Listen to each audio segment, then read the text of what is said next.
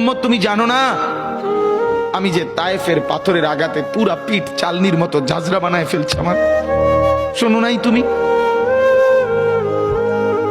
আমারে যে উহুদের ময়দানে দান দান শহীদ করে রক্তাক্ত করছে, তুমি শোনো নাই? আমি যে 14 দিন পেটে ক্ষুধার তাড়নায় পাথর বাঁধছিলাম, উম্মত তোমার মনে নাই? একবারও শোনো নাই আমার ক্ষুধার কষ্ট, আমার পিঠের ব্যথা, আমার দাঁতের ব্যথা, আমার কাঁধে 2টা কড়া ঢুকে গেছে উম্মত।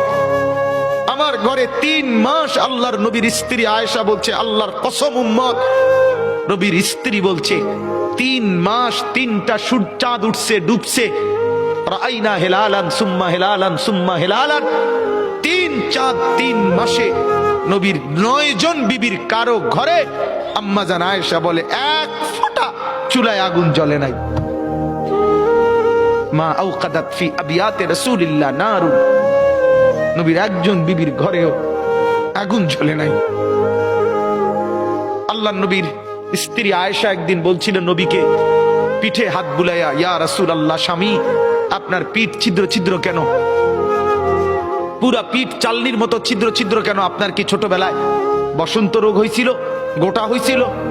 আল্লাহর নবী চোখের পানি ফেলে বলছে, আয়েশা তুমি জানো না আমার এই পবিত্র দেহে তো কোনোদিন মশাও বসে না, মাছিও বসে না, পোকা বসবে কেমনে?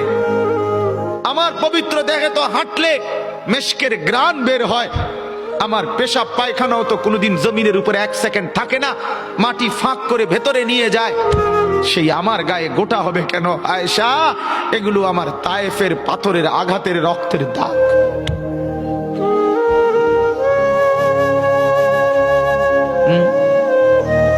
বলো না বাপ, কিছুই মনে হইল না? এভাবে ভুলে গেলেন?